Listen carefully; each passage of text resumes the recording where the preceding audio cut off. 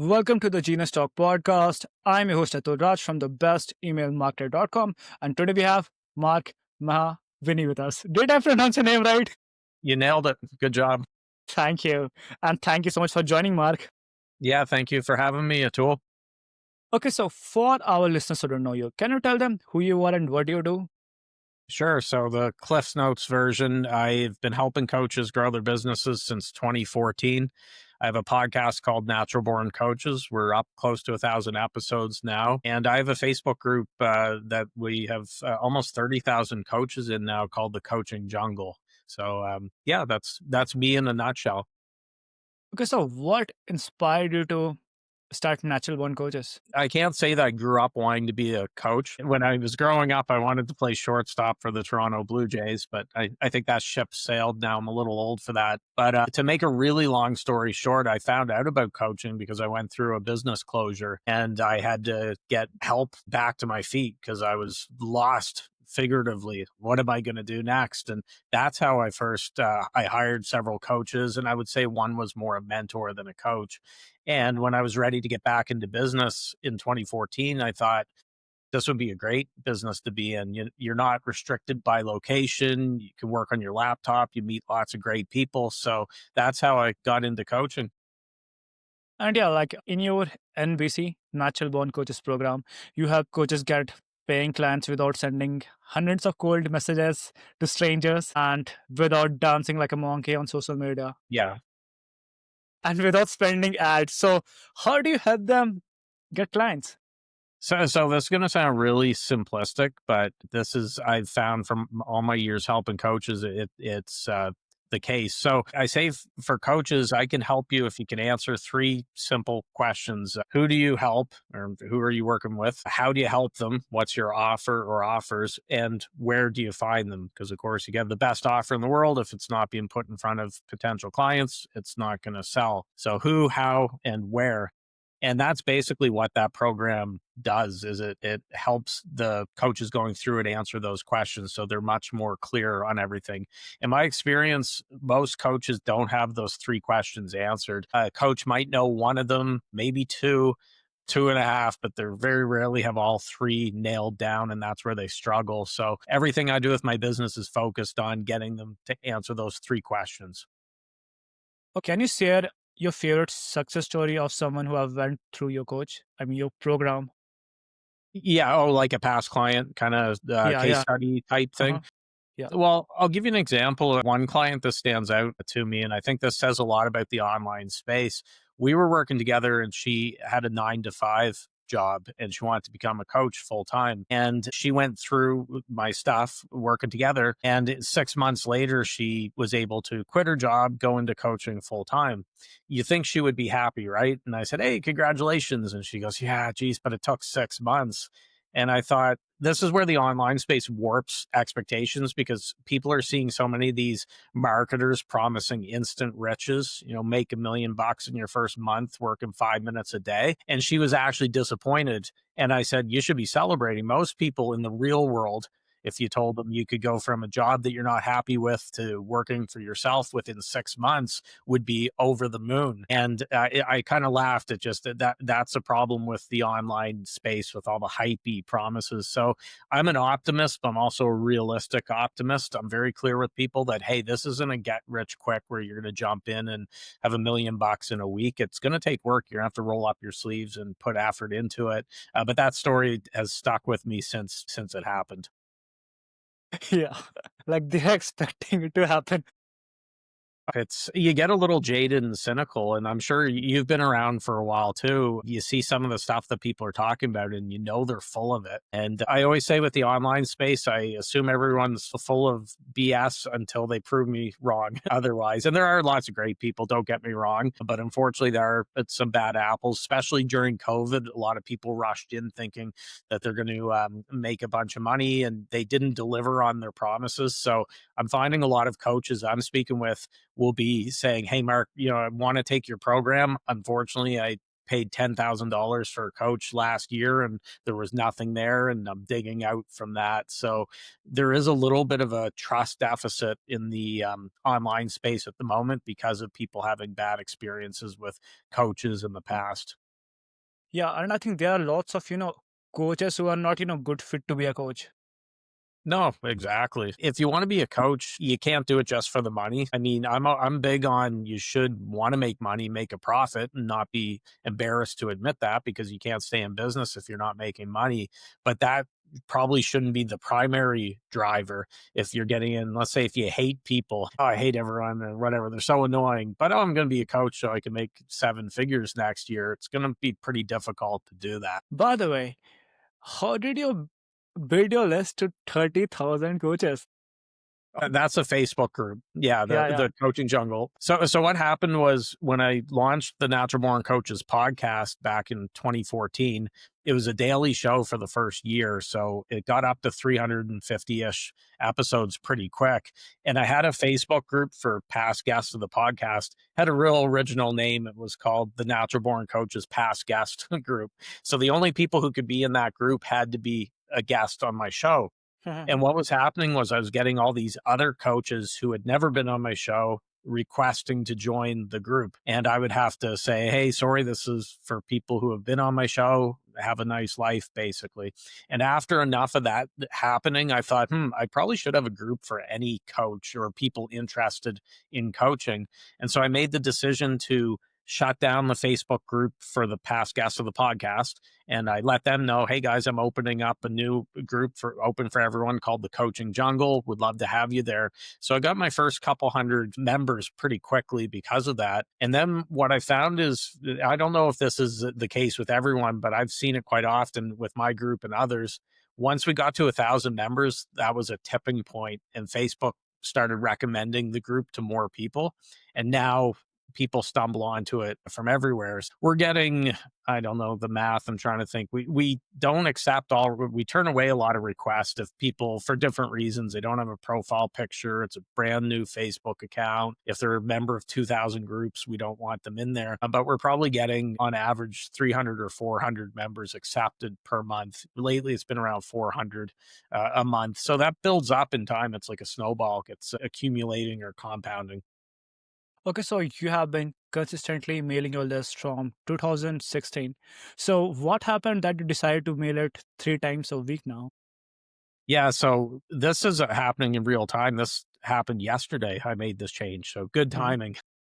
So a little bit of backstory. I know you had Ben Settle on your show recently, and Ben's great. He's been on my show, I think, 4 times. He inspired me to get into daily emails back in 2016, April of 2016.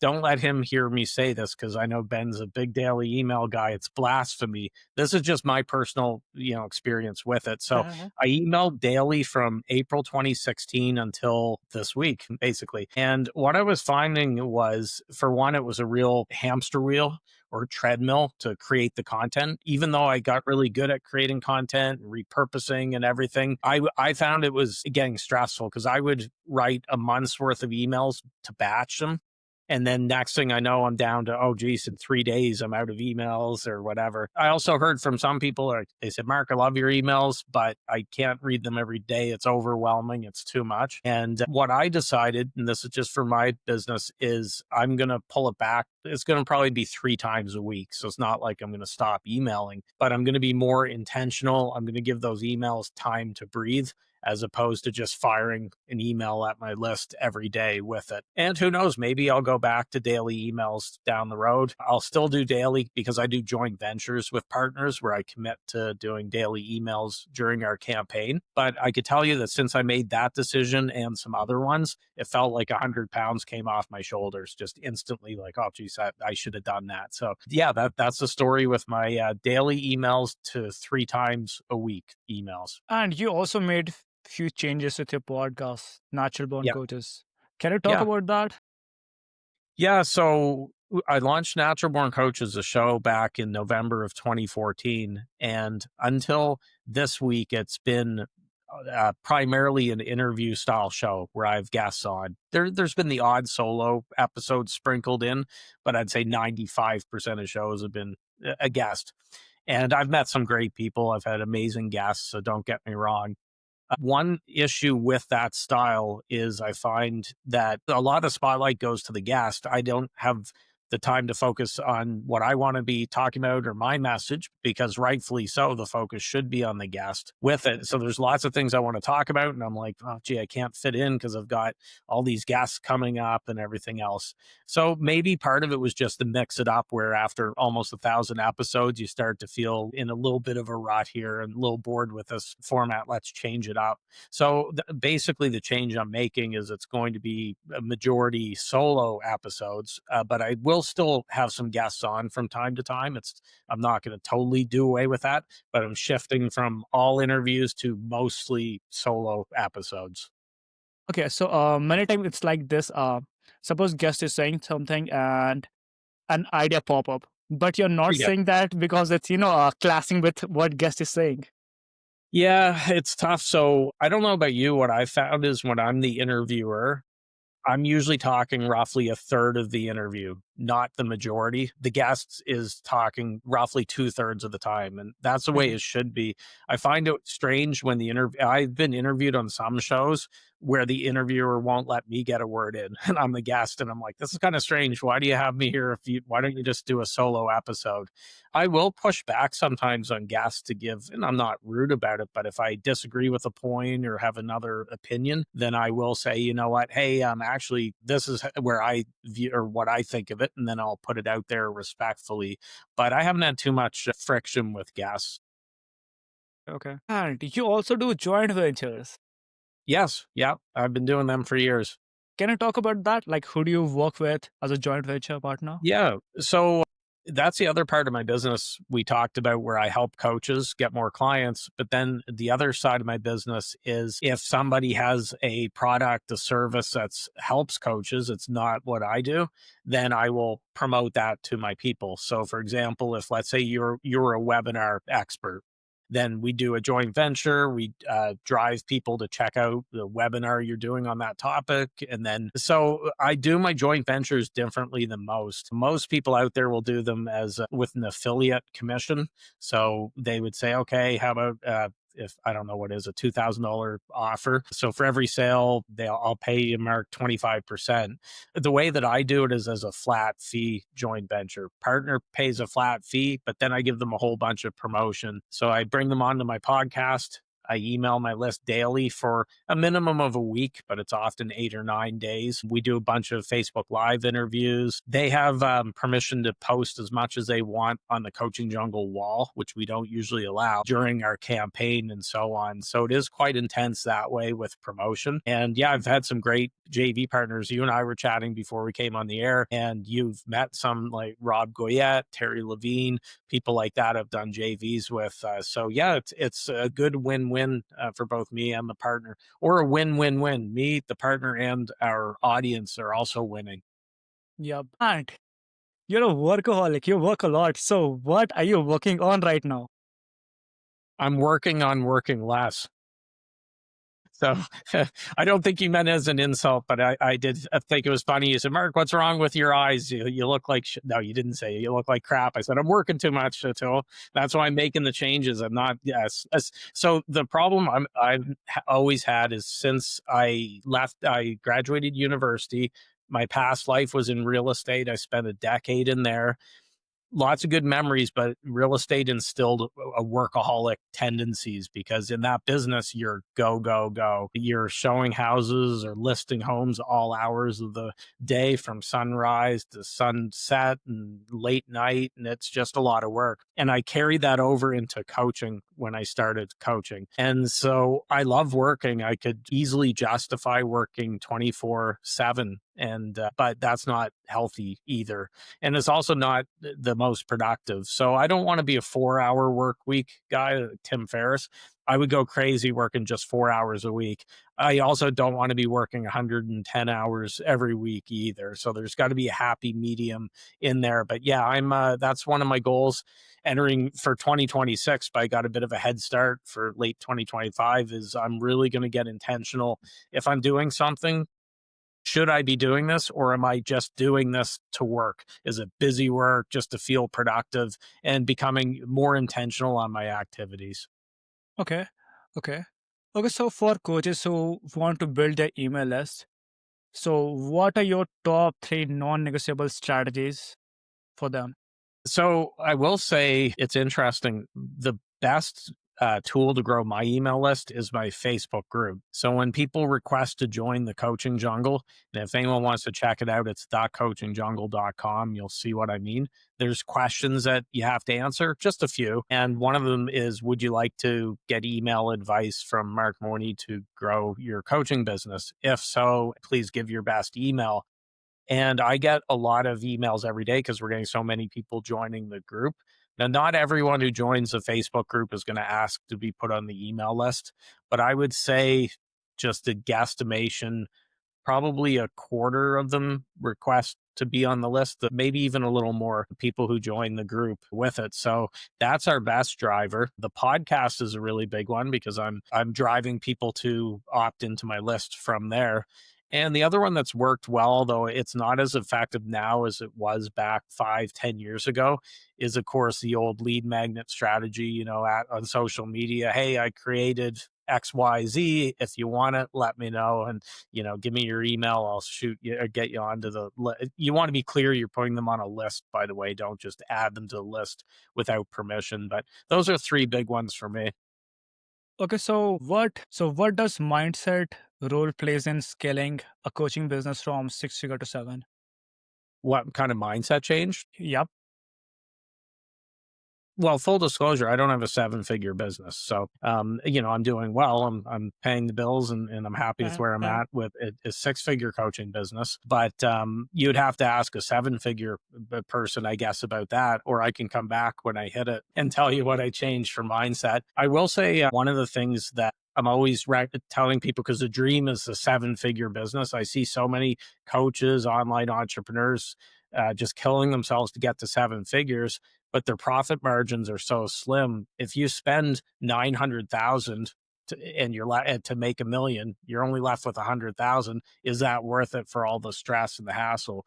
Would you rather have a $400,000 business with very low overhead or ad spend and less headache? Probably. But I would say to people, when it comes to money, I feel like people treat it too seriously. They put it on an altar and they work themselves up into a white heat. They got the vision boards and they're putting all this pressure on themselves. I found when I relax and I'm not so uptight about money, that it just comes in from unexpected places. I've had days where I'm like, you know what, I'm going to take a Saturday off for the most part. I may check in with the email or the social media a little bit, but I'm not going to work on this Saturday. I'm going to get out of town for the day and whatever. So I'm not even promoting anything that day for an offer. And then bang, you get a PayPal notification from someone you don't know. It's like, oh, wow, gee, that came in.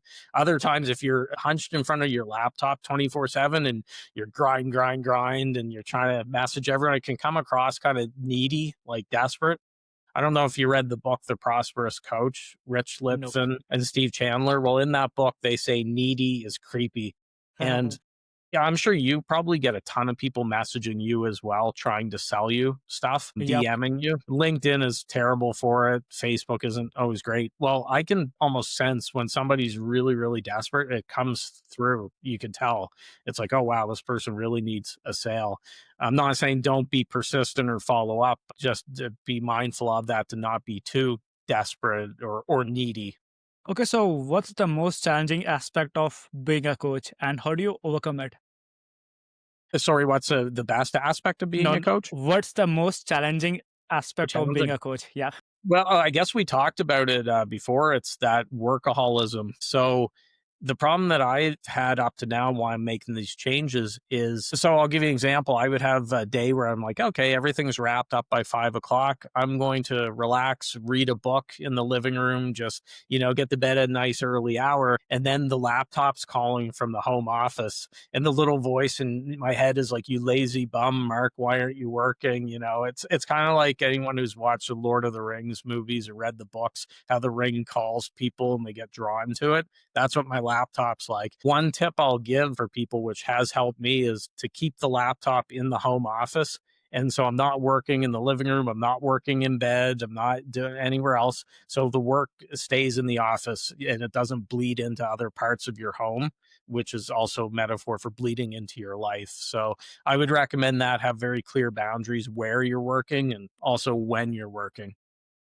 Okay, so for our listeners who want to know more about you, want to connect with you, where can they go?